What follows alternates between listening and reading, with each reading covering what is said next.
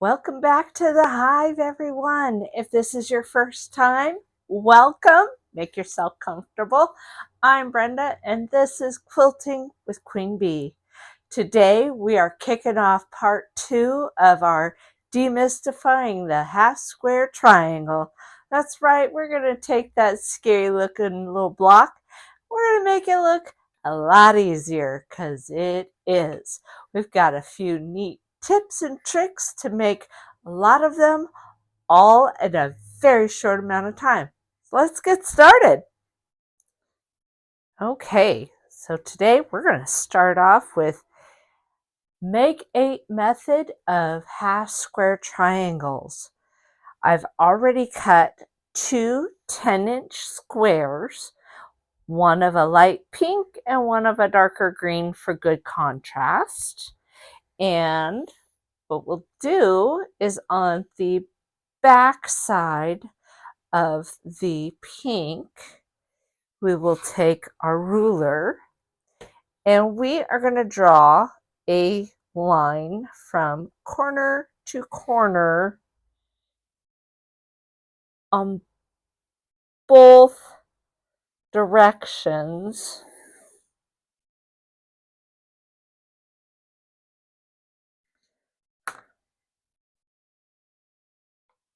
Make a little X. And the concept here is that we're going to be using these two lines as guides for both sewing and cutting. So with that done, we'll bring our green fabric back in and we're going to put the pink fabric right side facing the green. Those lined up. And we'll be sewing on both sides of the drawn lines. Let's take this over to the sewing machine. Here we go. So we are going to sew on both sides of this drawn line, and that is really where the magic happens. What are you all making these days? We getting ready for spring?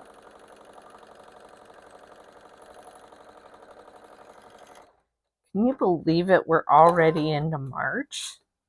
It seems like it just was the new year. So turn that around, and now I'm going down the other side. And I'm just guiding the fabric with my hands since I don't have a visible of my 1/4-inch line. I just want to make sure the fabric both go down through the needle and presser foot evenly without skidding off to either side. So now we'll start down the other line. And again, I am just holding the fabric in place. I'm not stretching it. I'm not pushing it. I'm not pulling it. I'm just making sure that it stays on track with what I want it to do.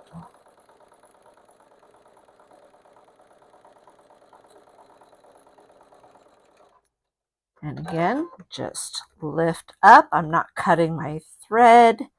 And then I'm just lining it back up on the other side. So there's a 1/4 inch on either side of that line. That way, when we cut this, we have a 1/4 inch seam.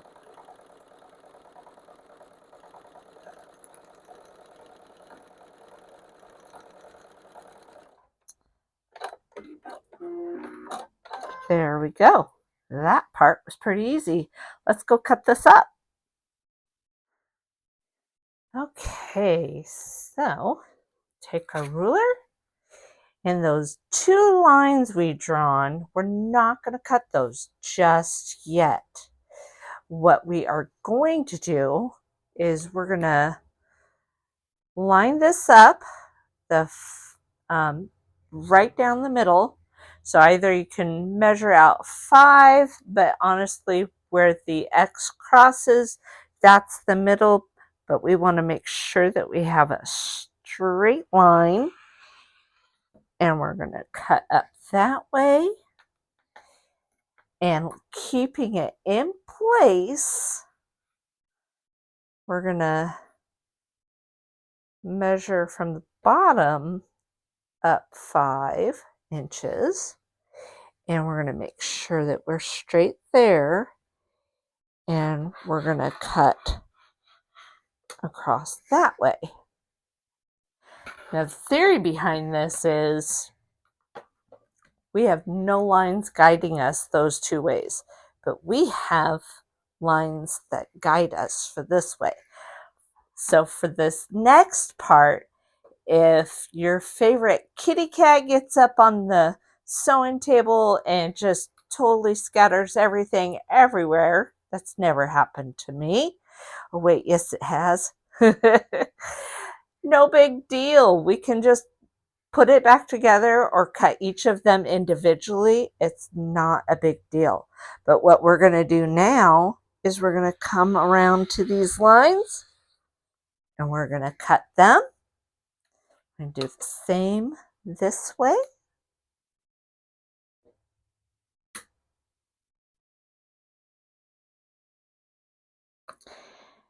And if you have a rotating mat, that's great. This is a great time to pull that out and use it.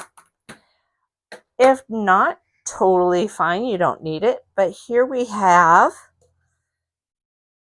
oops, let's cut that thread there. We now have 8 half square triangles. There we go. On to 16. Are you ready?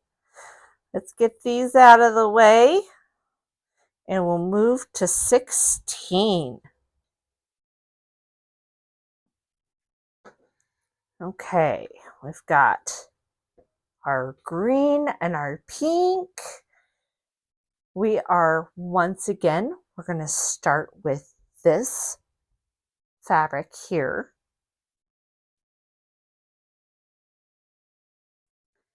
And with this fabric, this time, we are going to draw a line up and down the center. And again, remember this 10-inch square. So that makes it kind of easy on the math part. So we'll 5 inches in and then 5 inches from the bottom or the top, whichever works best for you. And with these 2 lines,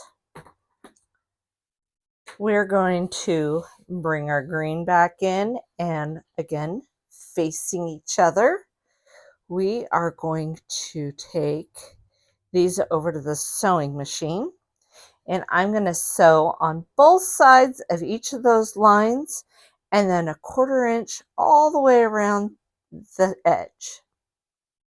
Let's take it to the sewing machine. So for this one,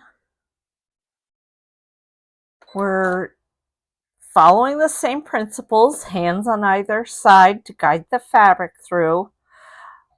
Gonna sew on both sides of that line a 1/4 inch away.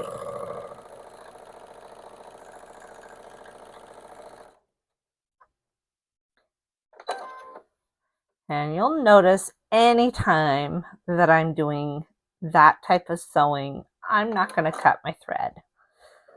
It's going to get cut when I cut the fabric, so I'm not worried about it.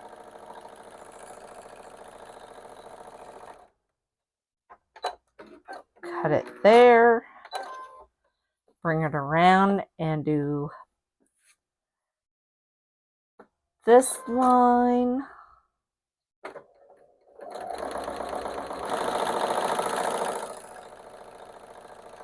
Get this one done. Flip it around. Fly down this other side.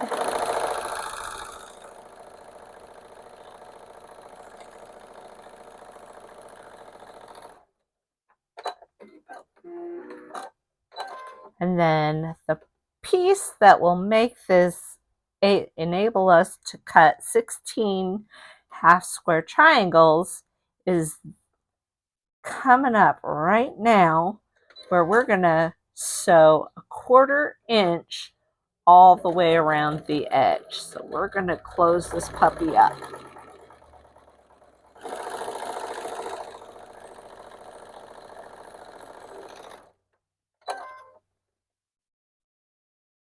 Off the edge.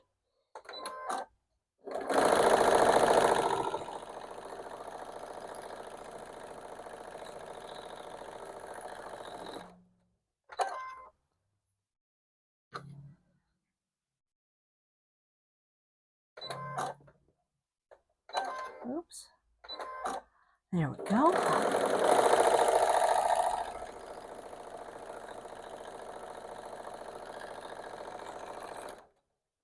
One more side.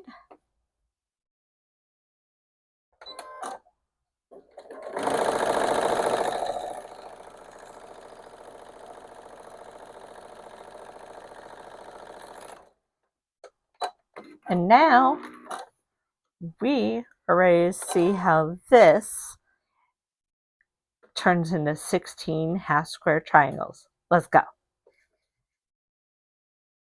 Okay. And we've got our sewn up piece. Really not a lot we can do with it. It's all sealed in. We are going to take our ruler, and again, because we have the object is we're going to cut this way and this way because there's no lines there, and I want to make sure that we get those straight, and then we'll cut the horizontal and vertical lines. So we'll start with our corners.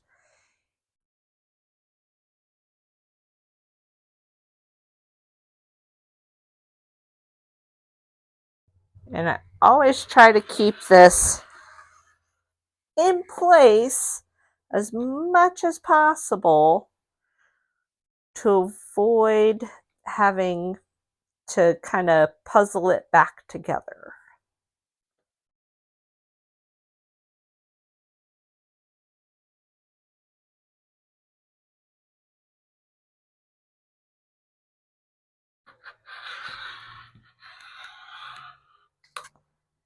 Now, we'll go to that 5-inch mark there.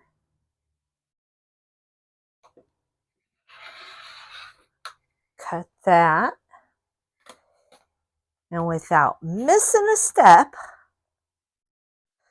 we're going to cut down that middle.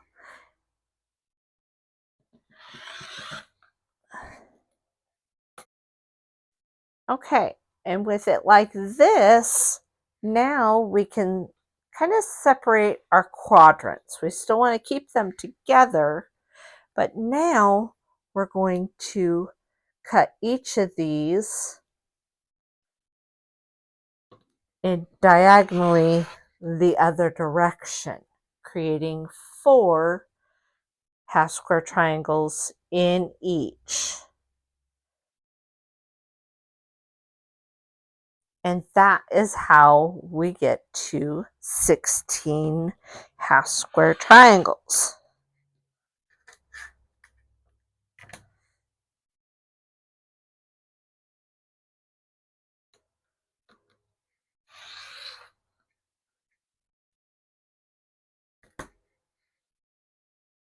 last one here.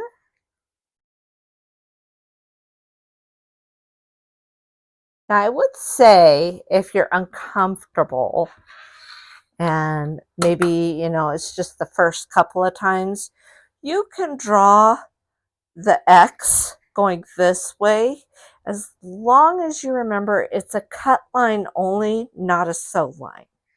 So now I have 16 of these, and one of the things I want to show you that's happening, because obviously our starting squares are 10 inches on all of these. You'll notice that we have smaller and smaller squares. So we've got our 16 that we just did, and we've got our 8, and then we got our lovely 4s. And then lastly, we have our 2 at a time. And you're probably wondering, how is she going to make 32? Well, I'm going to show you that now. Starting green and our pink for right now. Green can sit over there. We're going to draw some lines, as you can imagine. I will tell you up front, these first 2 lines are merely guidelines. They are not lines that we're going to sew on. And since I am doing a 10-inch square again, I want to find that halfway point, which is 5 inches, and I'm going to draw that line.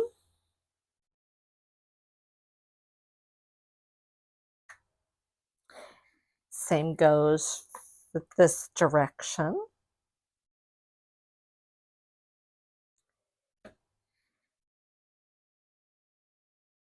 And I almost like to think about this in terms of making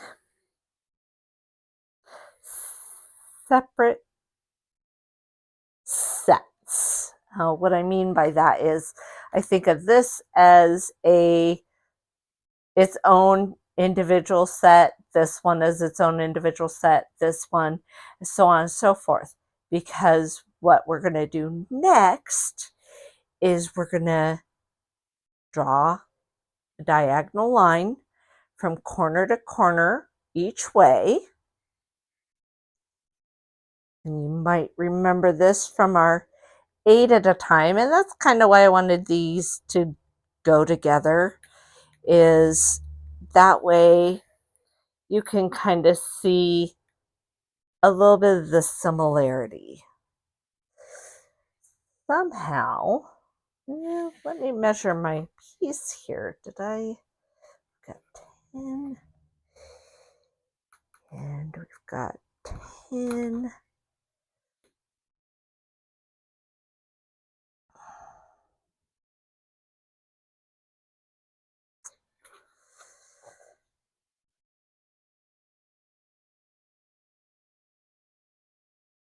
Well, that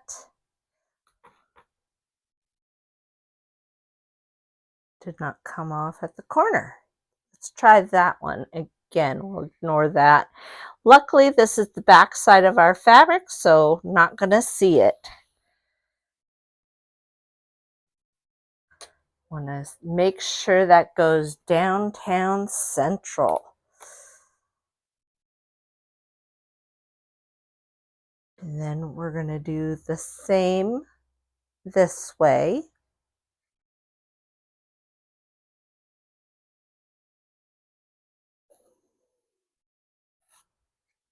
So now we have a line going from top to bottom, side to side. Then we have our X that marks the middle. And now we are going to mark another X line within each of these squares that we created.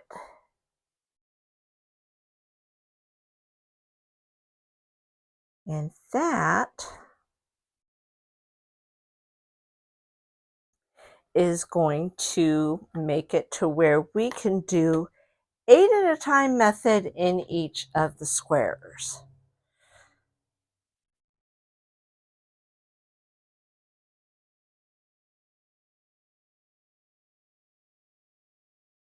I cannot wait to see how cute these look.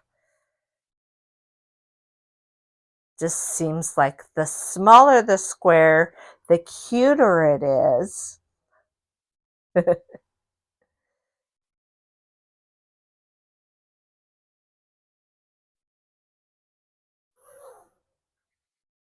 And last one, right up here.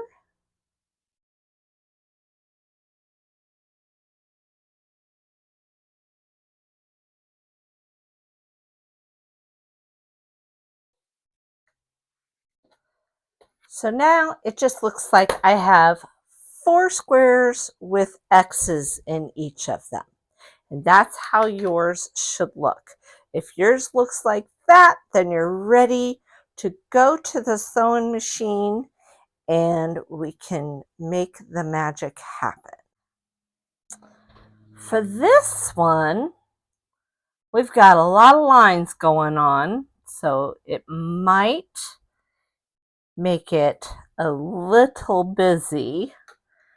But what we're going to do is we're going to start with the ones that go all the way across the fabric. And again, we're going to imitate like we did for the 8 at a time method. And that is sewing from one side to the other, both sides, 1/4 inch away. Just holding that fabric nice and gentle as we go through.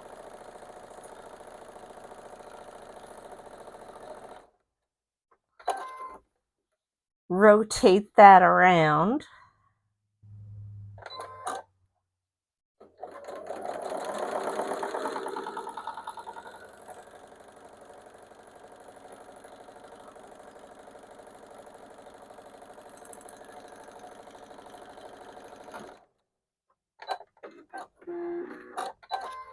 Then we'll do the other line.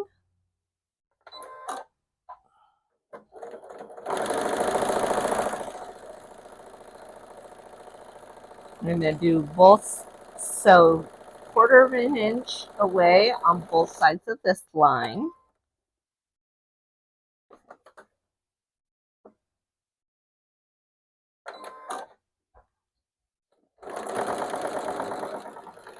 And that will signify that we're halfway there on the sewing piece of this one.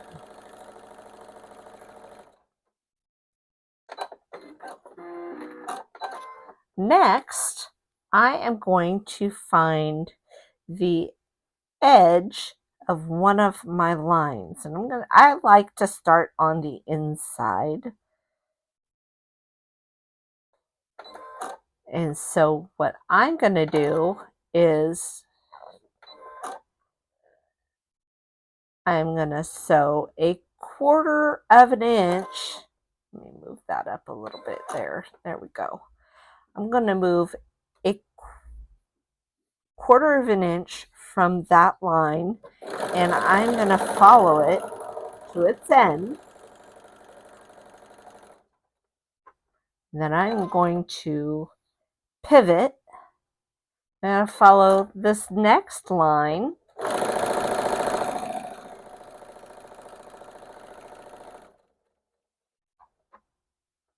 And then I'm going to follow this next line.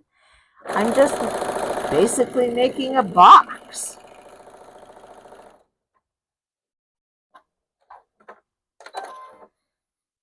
Pivot again.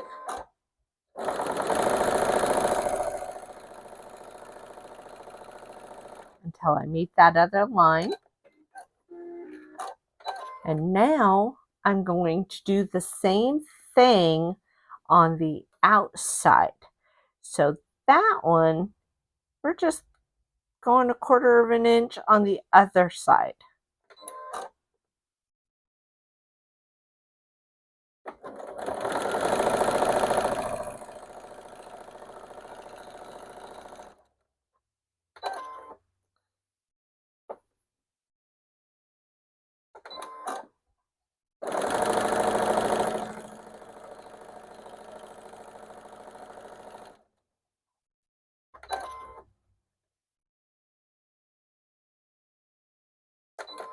Almost done.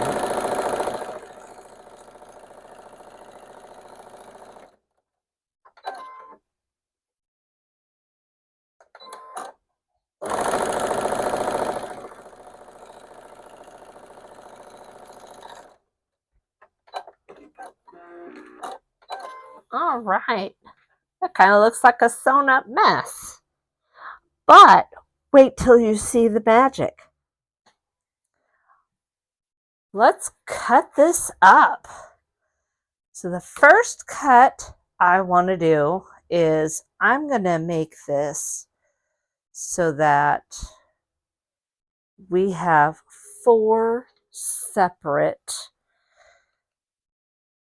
sections that we're working with.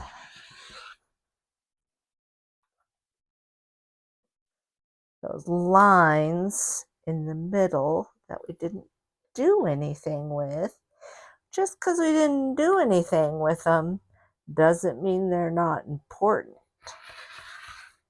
Here we go.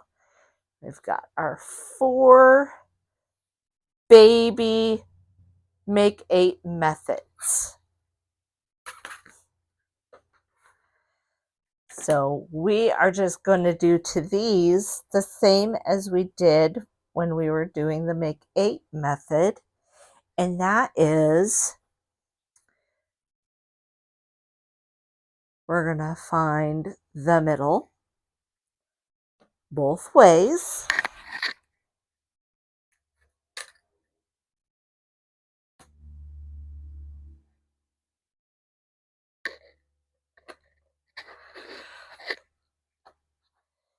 And then we'll cut corner to corner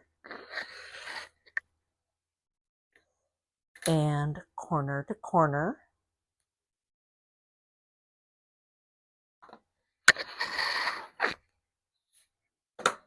And now we've got 8 itty bitty, cutest little half square triangles that you could ever imagine.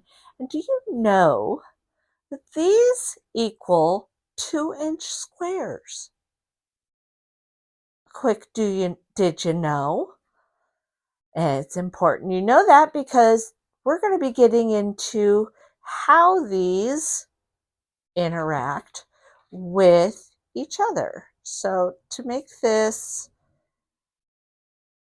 you can, if you're comfortable, if you're not, you don't have to do this, but if you're comfortable, you can stack these up and you can cut them all at one time.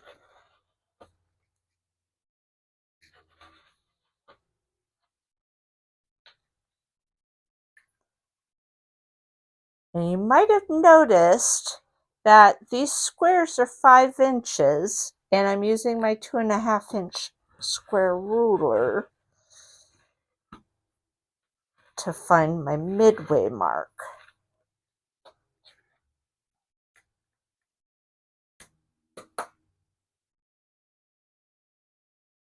That is by design.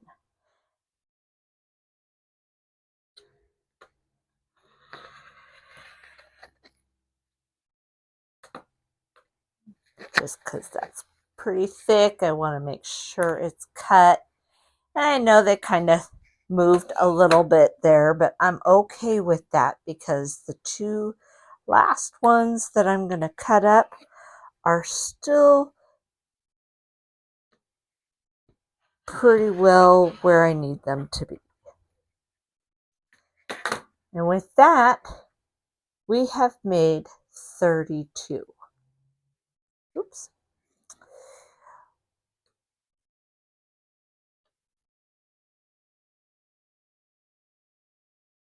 There we go.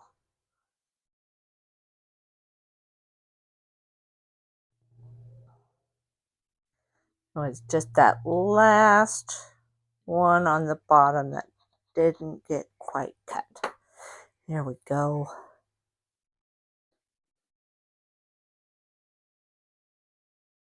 32 of those.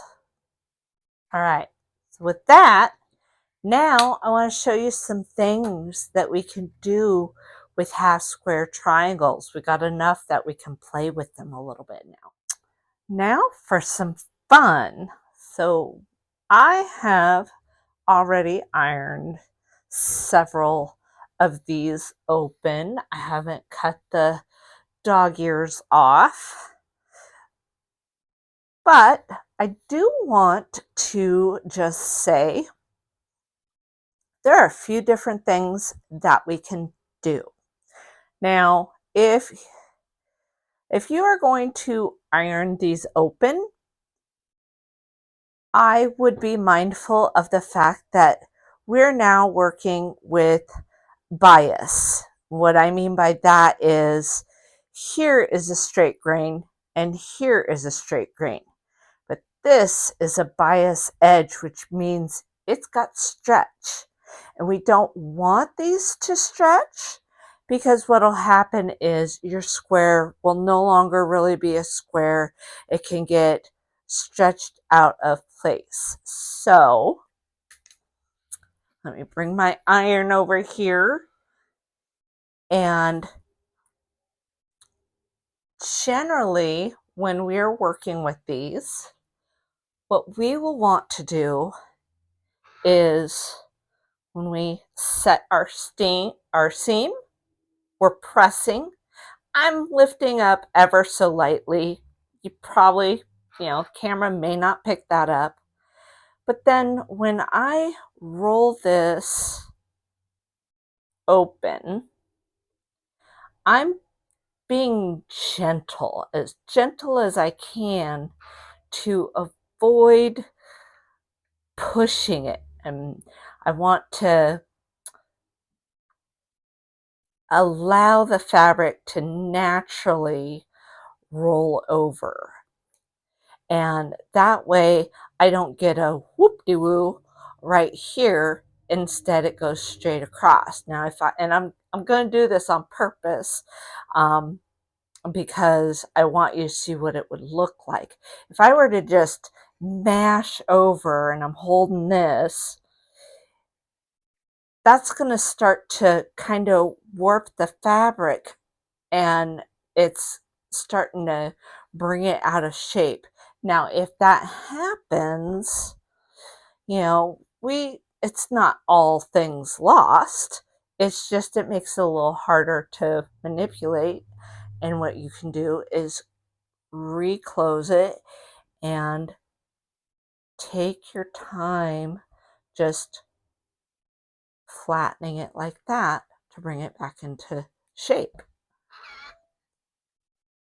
So that is my cautionary tale about when you're ironing these open.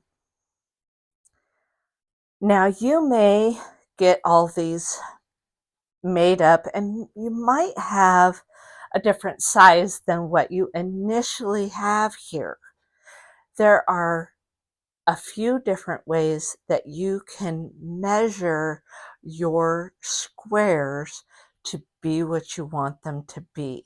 So for instance, I am going to move these aside for the moment, and we're going to bring this into focus. And you'll notice I have one that is open and I have one that is not. All depends on the type of tool you use to measure. And you don't even need really a tool.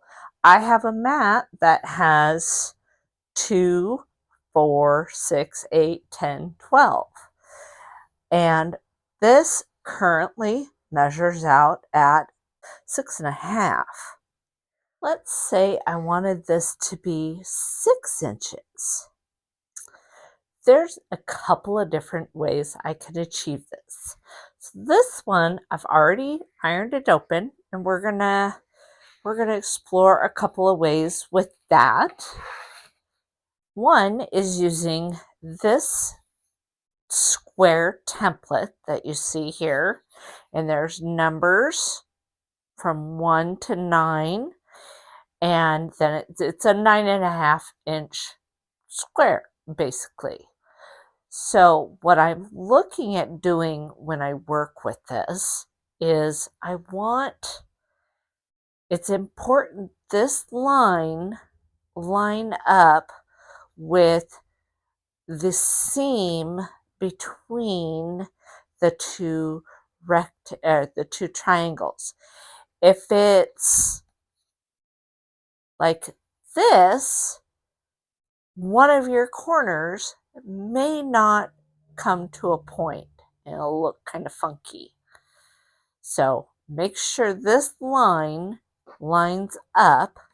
And then what I'm going to do is, let's say I'm not 100% sure that my edges are straight, and I want it to be 6 square all the way around.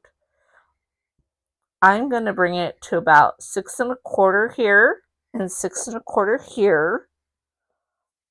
And then with that in its place, I'll go ahead and trim off these two sides. And then flip the square the other way. And now I'm going to line it right up on that 6-inch mark here and here. And then what I'm going to do is cut the remaining two.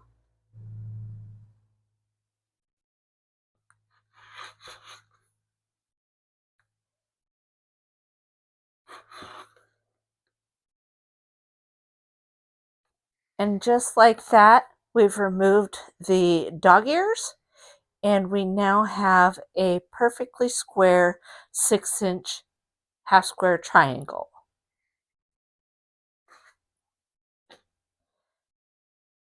So another way, actually let me bring that back in here. Another way that you can achieve this is by using your straight ruler. And all you're going to do is just make sure that your cuts are straight. You'd cut one side, then the other side.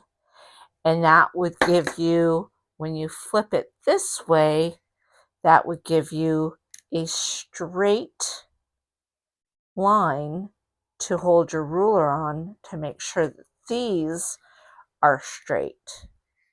A little more complicated because you got to be mindful of your points, but it can be done. Now let's take a look at my unfolded, and I'm going to show you a tool that has been really useful for me.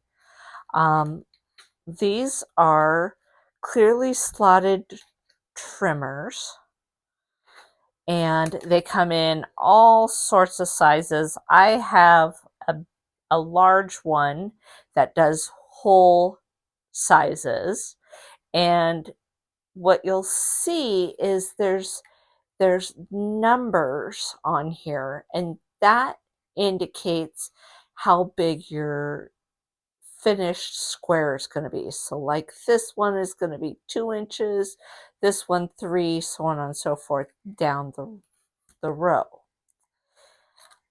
Then I have my trimmer A, which is half-inch increments. So it goes 1.5, 2.5, 3.5 on up. Since we are going to stay with 6 inches on this one, I'm going to use my last one, which is trimmer B. And the very bottom dashed line here is my 6-inch dashed line. This I would place on my sewn line where I sewed my seam edge. And it even tells you that on here. And I don't know if you notice it or not, but here's a line that goes right down the middle. That's handy if we are doing quarter square triangles, which tonight we're not. But you would just line that up, and then you'd take your cuts.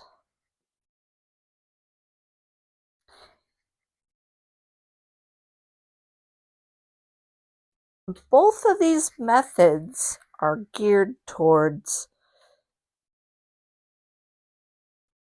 helping you get rid of those pesky little dog ears.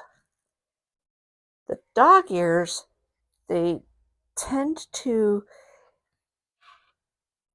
get in the way of, they create some unnecessary bulk. Let's put it that way. Now, if you're fine with the bulk, no problem. But now we've got all this, and we have another perfect 6-inch half square triangle. Now it is time to see how we can use these to create different blocks that we'll use. Now we get to see how these are used in bigger blocks. And that's the whole point of why we need these. So the most obvious one is we have a flying geese all of a sudden. Very common. We find this in many star patterns. If we have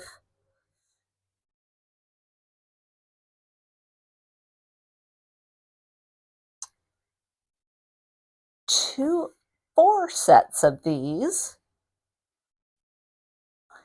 and they are facing each other, and say you had 2 more on this side and then a square here, you would just need corner pieces and you'd have a full star. Very common. You can also place these in a way where they start to make lines. You can carry that up like so, and it starts to form a line. Instantly, you can see how that could become very helpful and ingenious. You can create a lot with that. It's just pushing together 2 different fabrics, and rather than working with odd angles, you're working with squares. So this is another one where you can create what's called a Jacob's ladder. If I had on the other side, it all comes down to how many half square triangles do you have?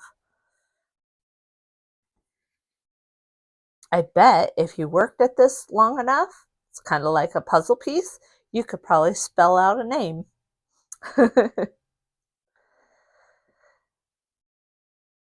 So there are a ton of ideas. I mean, we could play with this all day long. You could have a checkered pattern. Um, as we are going through some of our other tutorials, you're going to see how square triangles show up many, many times. And you're even going to see some other ways that we can make half square triangles that I didn't cover on today. But we're just going to have fun with it. I just wanted to show you how you can truly make a lot of these in a very short amount of time and be able to use them in creative ways, and don't be limited by somebody else's ideas. Play with them. See what you come up with. There have been some amazing finds over the years.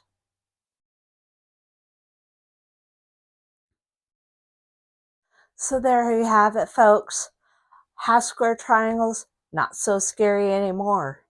Get out there, make them, play with them, see what you come up with. Some quilts are built entirely on half square triangles. These are truly foundation block that you need in your toolbox to be able to whip it out and use it. So as I'm going through this and we're doing skills building, if there's a block that you would like to see how to make, or how to make it easier, maybe it seems intimidating, let me know in the comments. I'd be happy to walk that through and help you any way I can, because I too was once a brand new quilter. I didn't have the internet back then, so I kind of had to figure this out by bumping my head a few times. I'm all about helping the next quilter because this is truly an amazing craft and I love sharing it with you. Take care, everyone, and I will see you next time here at the Hive. Bye-bye.